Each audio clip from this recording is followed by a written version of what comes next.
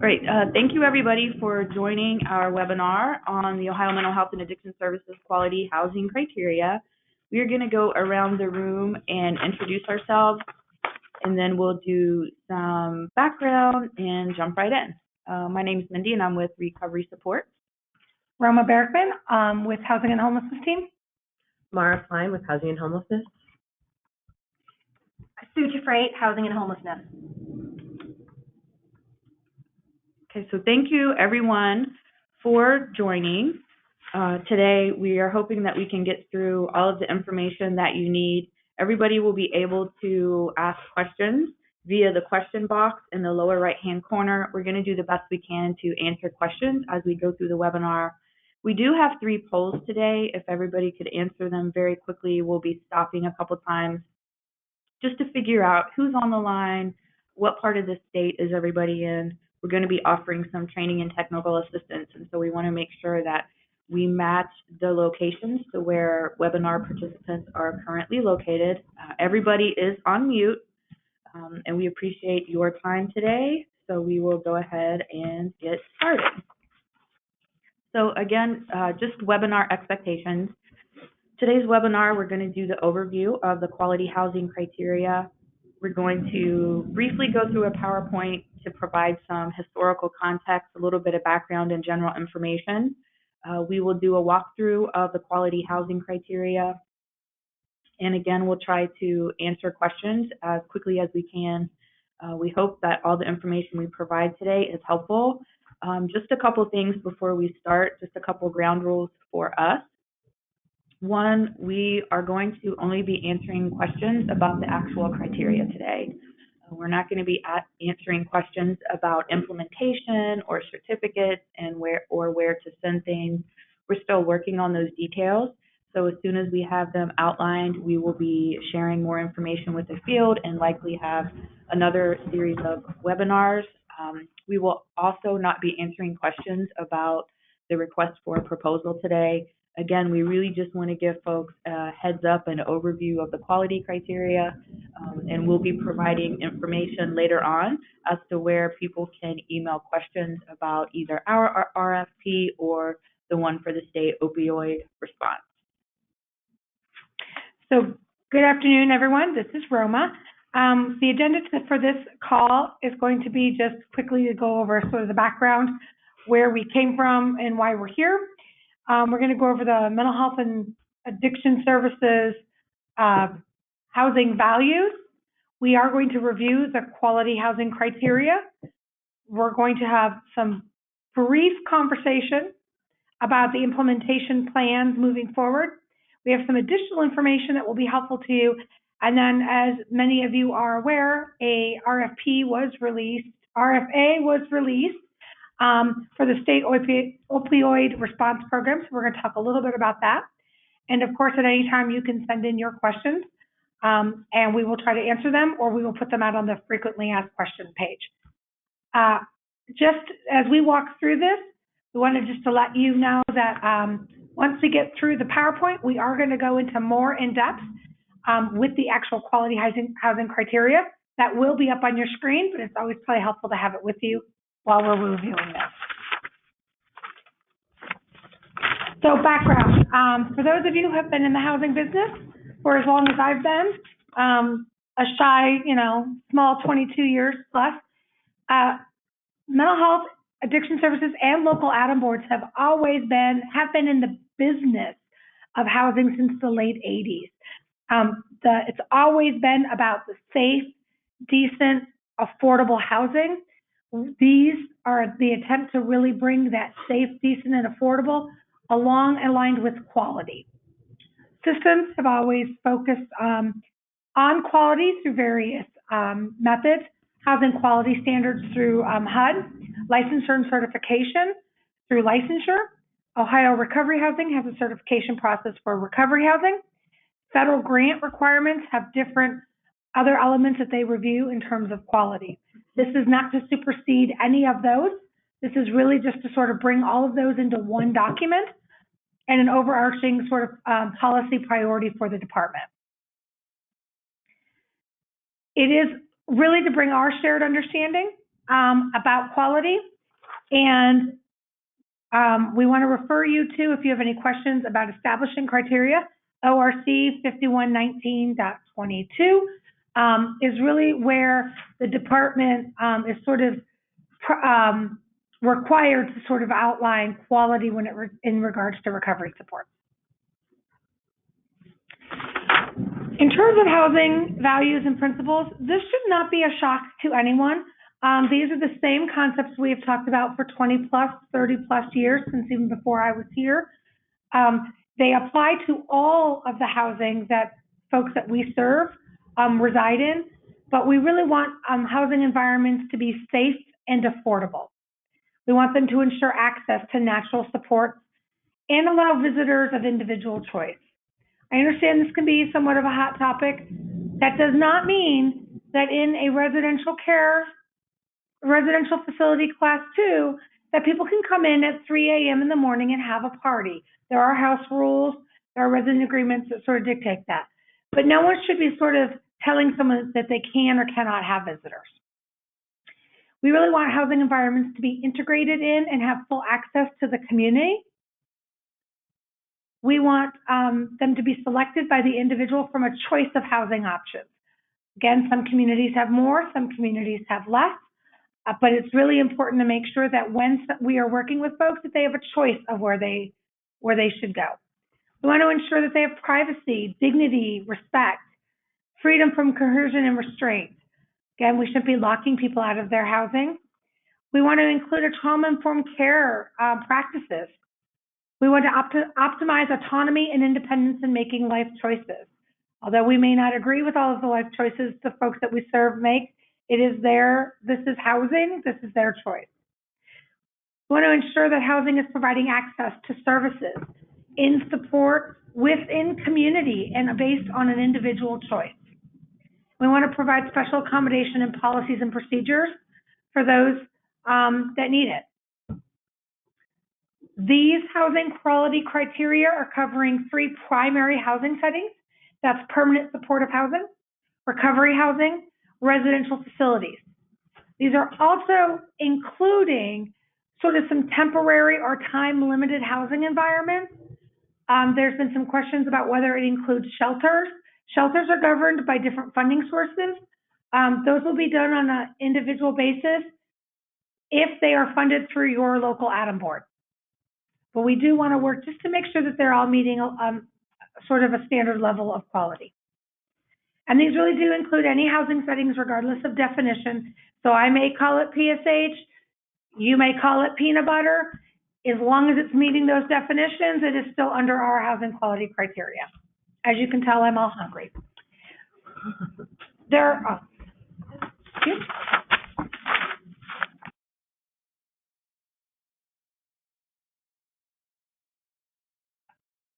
I think it'll be less.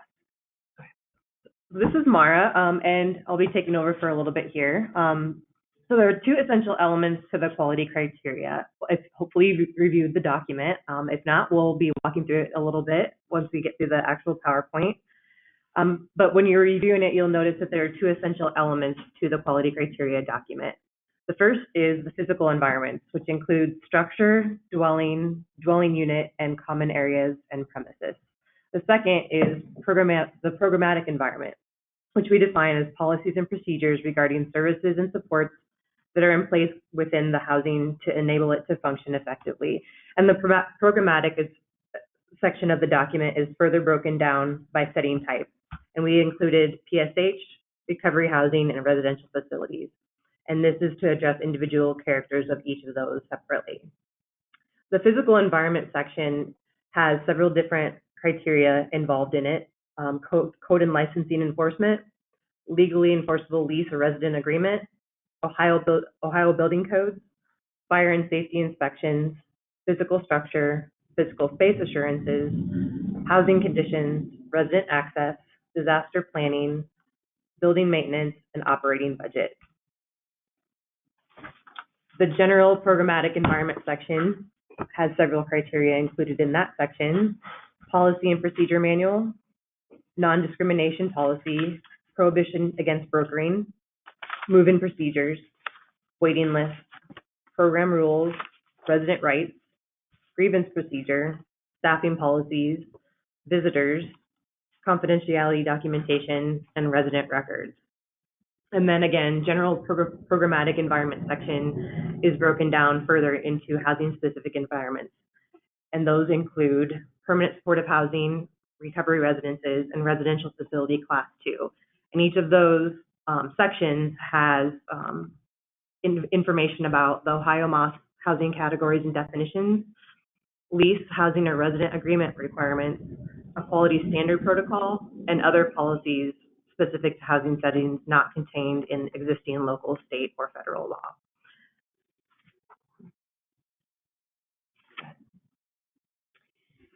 The current plan for implementation, and it's a very tentative deadline at this point, is January 1st, 2020 for each housing location. Some funding sources may require a due date prior to January 1st for eligibility of funding. As we stated earlier, we plan to have training academies to go through the application process. They will be posted on our website when we have a definitive date for those. The process for your application. We currently have an RFP out to contract with a third-party provider to handle the applications process. The applications will be available on our website, but will be submitted to this third-party contractor. Reviews will be completed within a negotiated timeline when we hire that contractor. The applicant and the board will be notified of the outcome of the application if it's approved or denied or incomplete. Incomplete applications may receive technical assistance from either the contractor or OhioMHAS staff. All approved applications will be added to a centralized database. The signature documents will be posted on our website on the quality housing criteria section of the housing area of the website. Application and signature documents are specific for each housing setting. So there will be an application for permanent supportive housing, there will be an application for recovery housing, and there will be an application for residential facility class 2 and 3. If you have any questions, they will be, regarding the application, they can be directed to the vendor when they are hired. If you need additional information, you can reach Maura or I on the numbers that Mindy has provided on your screen.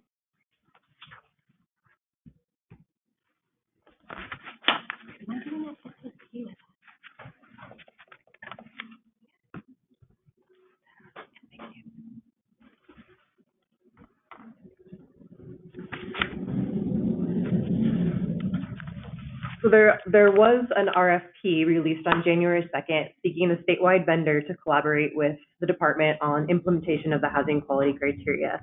And Roma mentioned this earlier, this RFP is not operating funds for boards or housing operators. This is the RFP that will help us work with a third-party vendor to complete those applications to ensure that housing settings are meeting the housing quality criteria.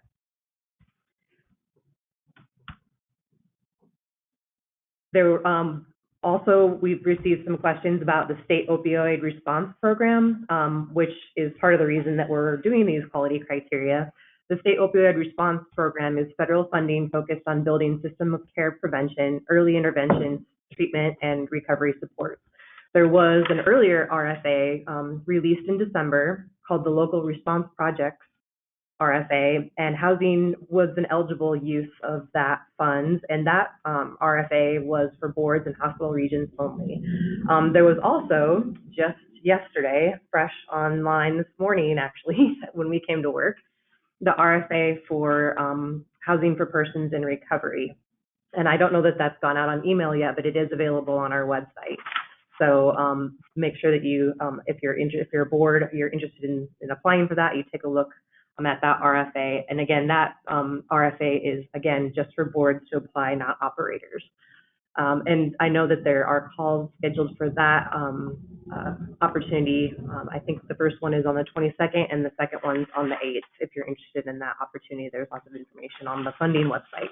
If you have any questions about the state opioid response program, make sure that you check our website, and then also Ellen Augsburger is the contact for the state opioid response program. And then again, we're having the webinar today. Hopefully, if you have any questions, you're inputting them into the webinar, or you can also send them to quality housing criteria at mha.ohio.gov. But we also have one more webinar scheduled for February 20th at 1 o'clock.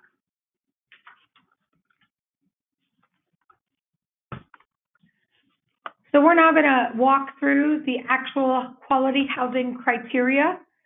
Feel free during that time to send in your questions. Again, we are not covering questions specific to implementation, meaning what an application looks like, how is it going to be reviewed. Those are things that we are not at this point ready to answer. So again, we walked through the overview of the housing quality criteria. Again, these cover all definitions, all types of housing that are funded through MHAS and your local ADMH boards. We walked through the housing mission, so I'm not going to go through that again. Many of you already are aware that the department has 4 overarching goals and strategies for housing. It's the development of new housing in the system, preserving existing housing for folks that we serve, sustainability and housing operations, so helping providers with that, and then last but not least, and obviously most important, quality housing services and supports for the residents that live there. When we talk about quality, we really talk about 2 types of elements that are looked at. One is the physical environment, and that is what physical environment is defined at it's the structure, the dwelling, a dwelling unit, any common areas, and the premise. So it's actually the physical structure, property of which you are housing individuals. We're going to walk through that the elements that are required or looked at is a legally enforceable lease or rental agreement, resident agreement. Again, this is going to depend on the type of housing that you have, but these are applicable to all housing providers. Code and licensing enforcement. Again, properties must be maintained in a safe and healthy condition. We want you to follow your state and local regulations, so local zoning regulations, building code, certificate of occupancy, local health and safety standards, and municipal code. Something that keeps coming up is, depending on the area of state that you live in, there may not even be such thing as a zoning board or certificate of occupancies. Those are going to be those case-by-case basis that you will have to work with the department on, but many times you can at least get something from your county that says they actually do not have that in that county or that ordinance. Ohio building codes. Again, we want properties to have a certificate of occupancy or something that matches the use of the building. Most important. In some places, you can't have more than 5 people. That means that we need to see something that says no more than 5, so that when you have 25 people in the building, you could get in trouble with your local zoning and occupancy. Answer any questions, right? Fire safety. Very important that you should have fire inspections completed annually and dated by a certified inspector. The property shall be free from fire hazards and have adequate smoke detectors and carbon monoxide detectors. You want to make sure that all housing has fire extinguishers and marked exits. Your physical structure. The structure must not present any threat to the health and safety of occupants. Really important, we want the occupants to be protected from the environment. They must be licensed as a residential facility class 2. You must meet those standards. You have to, or if you're permanent supportive housing, you would meet housing quality standards. have a completed home inspection showing no structural defects, or have a completed Ohio Recovery Housing Dwelling Inspection Checklist. Depending on the type of housing that you operate and own will depend upon which one of those would be most applicable to you. Physical space. All housing settings shall have no interventions in place similar to those used in institutional settings. So please do not have locked doors, controlled schedules, seclusion, physical or chemical restraints. Ensure the residents have access to typical home areas. So a kitchen, a dining room, common areas, laundry, entertainment areas. They should be able to be free to be able to walk through those areas. It is their home. Be designed in a manner that allows for adequate space that supports residents' choice in controlling their own schedules. Again, you shouldn't have people sleeping in the living room when you're having groups at 6 o'clock in the morning. So it's really to make sure that they have private areas. Permanent supportive housing. We recommend the Ohio Housing Finance Agency Design and Architectural Standards. Again, these govern the physical dwelling. Residential living spaces, per that document, need to have a minimum of 450 square feet. Some of those may receive waivers depending on funding source, so you would have to consult the department on that. Recovery residences. You going through? Okay. Recovery residences. Those are should have no more than 2 adults per bedroom. If there is a reason that you have 3, you're going to have to seek accommodation by the department for that. Maximum occupancy of 16 adults living in a single-family structure. Documented reason for accommodation may also be considered. Meet a minimum square foot requirement of 450 square feet per individual unit if you're operating apartment structures. Some structures may exceed the maximum occupancy of 16 adults. It will be at the discretion of the department, and it will depend on the usage of space and the amount of space and programming.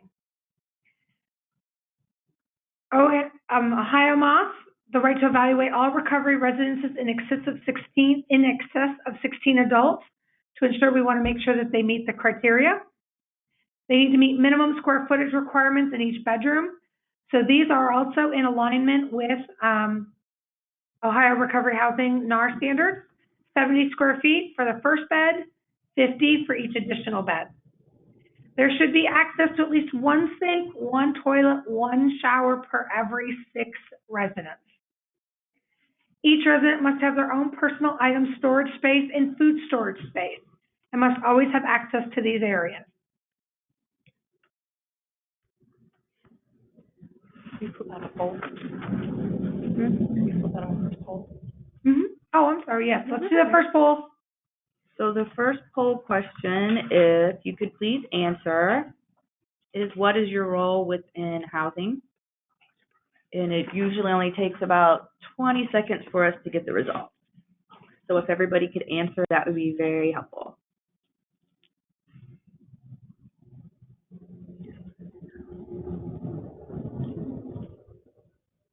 And just as a reminder, we're not going to be going into details about the RFP or the RFA. We just want to make sure everybody has a good foundation of the actual quality criteria.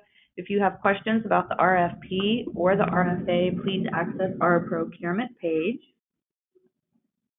And we have poll results in. So about 40% of individuals who are participating are recovery housing operators. About 35% are representatives from a community behavioral health authority. About 12% are PSH operators, and about 10% are community providers. Okay, so page 4 of the criteria, we're talking about the residential facility class 2s. Those are actually licensed by the Department of Mental Health and Addiction Services. There's very specific criteria. But again, some of the general on the physical side is there's no more than 2 individuals per bedroom. They have to have a minimum square footage of 80 square feet for a single occupancy and 60 for double. There should be at least one sink, one toilet, one shower per 6 residents. Provide each resident adequate drawer and closet space and locked storage. Again, the Class 2s are strongly regulated by the department, so following the rules and regulations and passing your certification, licensure and certification reviews is going to be critical to this process. Housing conditions. When we speak about housing conditions, we want things to be maintained in sanitary condition. It must be free from filth, infections, or other dangers to health. Want to make sure that things are operating properly and that they're not posing any health issues to the residents. Structure must be kept free of insects and rodent infestation, and you must have a policy in place for eliminating infestations immediately once they are discovered. Resident access. Housing settings shall always be accessible and available to residents. This is regardless of the housing setting. If the housing is locked at any time during the 24-hour day, each resident shall be provided with a working key or access code, or if there are staff on site, they must be immediately available to let people in and out of the facility. Another really important thing to the physical building is the disaster planning. You must have a written disaster plan that's appropriate for the location. So we have some locations in the state that are really prone to power outages. In the middle of winter, they could not have any power, so they invest in generators, something that can ensure that your residents are not displaced. There's some, for example, fire, tornado, flood, and other disasters. You want to have a plan in place if something happens. If there's a fire, it should be discussed with your residents. Where do they go? What do you do? Same if there's a tornado or a hurricane, same process. Building maintenance. Each housing setting shall provide for interior and exterior repairs to promote an acceptable appearance. You're not expecting that every facility or every house needs to look like a Muirfield golf course. However, they should be kept clean. Outside should be kept presentable. Roofs should not be falling in, windows should not be displaced, and we should actually have everything covered. There should be a policy and procedure. You should have plans for your upkeep and your maintenance on each of these housing. We cover a lot of this during the Housing University in terms of helping operators run more efficiently as well. Operating budget. Programs must demonstrate fiscal responsibility by developing and following a sound fiscal budget. You should account for the management and operation of the housing. That's monthly expenses, staffing, replacement and maintenance items. And it should be specific to each address. I'm going to let Maura talk about the programmatic environment. Okay, so programmatic environment refers to the policies and procedures regarding services and supports that are in place within each setting to enable it to meet residents' needs and function effectively. And the key to this section really is in that first sentence there. Every single one of these standard criteria that are located in this section really involves creating a policy and procedure to ensure that folks are safe and have their needs met while they're in your home.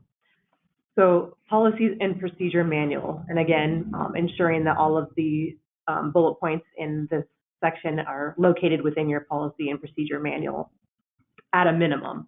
Additional pieces might be located within the manual, but these things should be located and accessible to folks at all times. A non-discrimination policy, ensuring that you have a policy for ensuring that you are not discriminated on the basis of race, color, age, gender, disability, familial origin, nationality, sexual orientation, religion, gender identity, and expression, and any other classification prohibited under local, state, or federal laws. Prohibition against brokering. So this is something that probably doesn't require a policy and procedure, but which we included in here to ensure that folks know that this is something that the department does not encourage. So make sure that you review that section. Move-in procedures and resident selection process.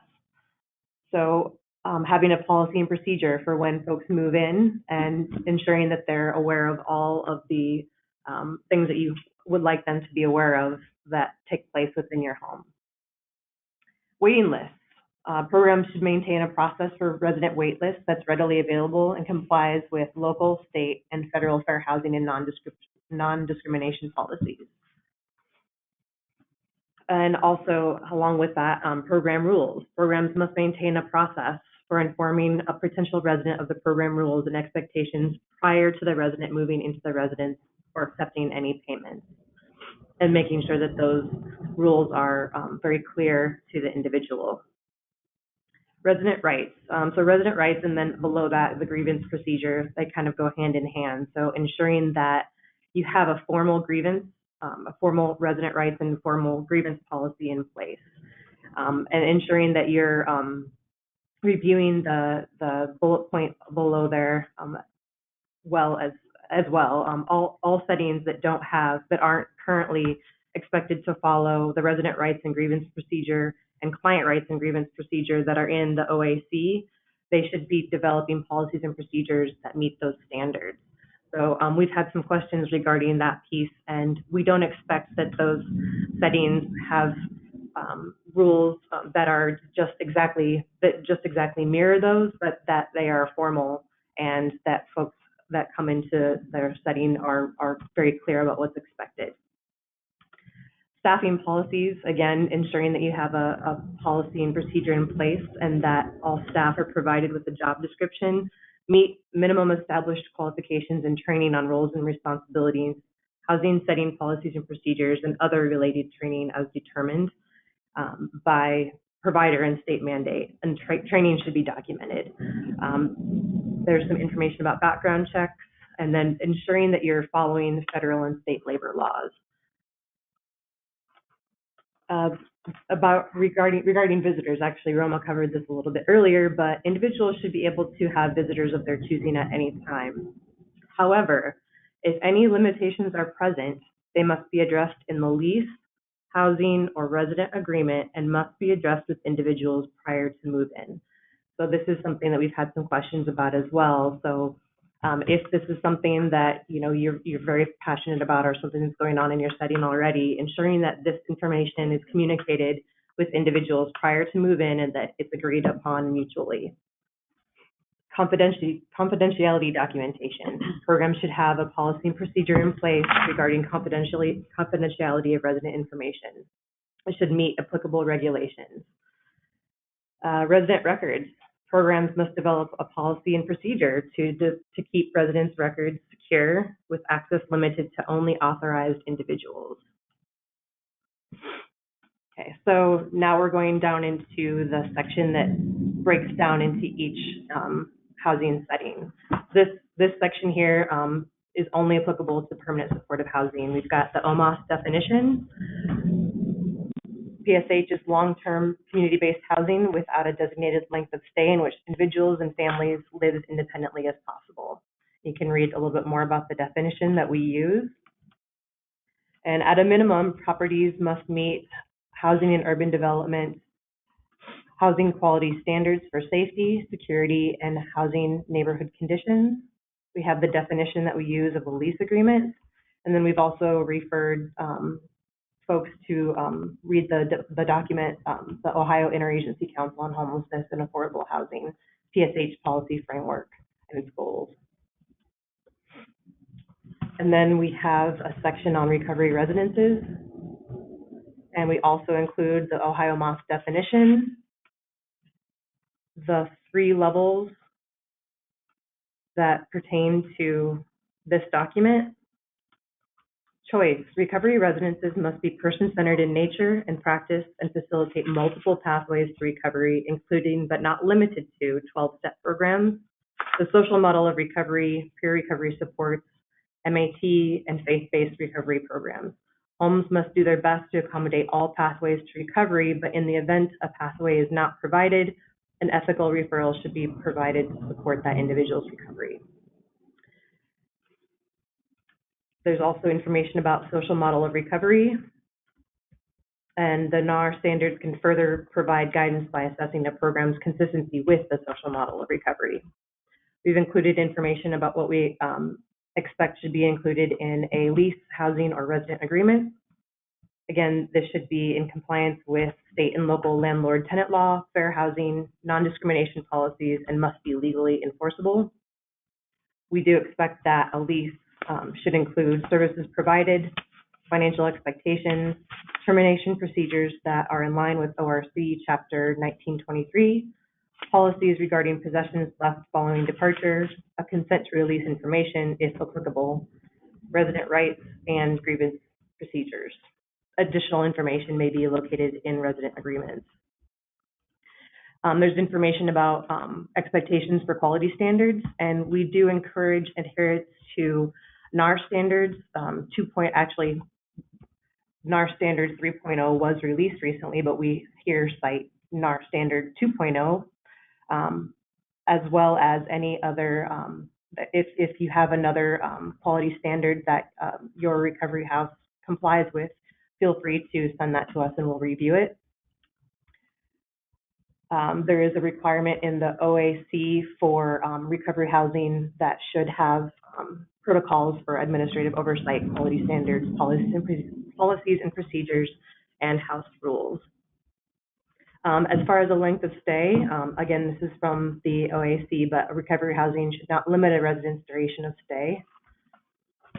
We do expect homes to have a relapse policy, which includes procedures when intoxication, withdrawal, and overdose occur. All staff and residents should be informed of the policy and trained on the procedures, and discussion and collection of emergency contact information should be included in all protocols. Regarding medications, again, policies and procedures with regards to residents' prescription and non-prescription medication usage and storage that is consistent with applicable state and federal laws. And all staff providing assistance with self-administration of medication must receive applicable training, including those related to naloxone. And again, fairly consistent with information located earlier in the document, but regarding staffing, policies and procedures should be in place regarding supervision of staff, and for recovery residences should also include a peer component. And we do again encourage compliance with state and federal laws. And then residential facility class 2, we do have our OhioMHAS definition included here. And then just a note that adherence to all requirements set forth by OhioMHAS licensure and certification is required. Please refer to our website for information and applicable resources.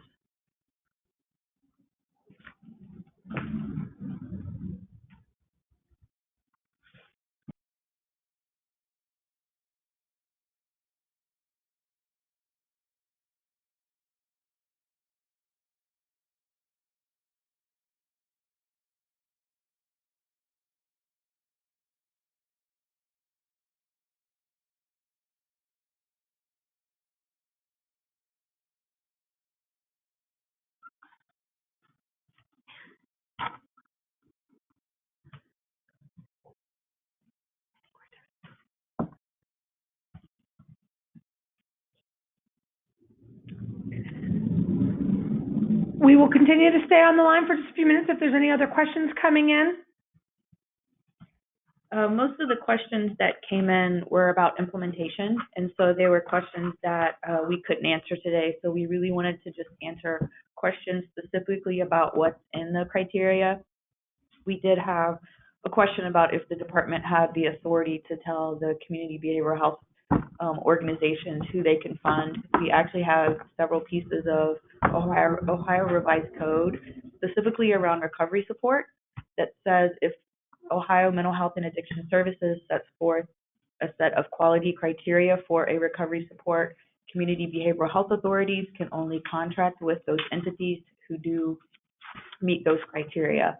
And so that is what we're using as the statutory authority to move forward. We also have other pieces of statute which are listed in the quality housing criteria that give us authority to have quality oversight. So again, as soon as we have more information about implementation, we will be releasing that to the field and hosting another set of webinars. I am personally confident that many of you have already been doing most of these things in your facilities. These are not new guidelines. These are things that we've been sort of sharing and talking about and have been applicable to various housing settings all along. It's just our attempt to try to streamline and put things in one document as an overarching sort of policy statement for the department. As we move forward with implementation, we expect that there will be possibly different avenues and routes for differing, depending on the type of housing environment that you are managing and operating. So we will be working to make sure that we're not going out of our way to ask for new information or redundant information that you've already been doing for other places in the department or other certification processes. This, again, was not meant to complicate or add work. It's just to make sure that the funding that we are putting out is going to quality environments that promote safety, independence, and quality of life and recovery. Again, if you have any questions, feel free to contact the website or one of us directly, and we will try to walk you through it. As we have more information regarding implementation, we will be putting that out so that everyone is aware of what's happening. Thank you. Stay safe and out of the snow.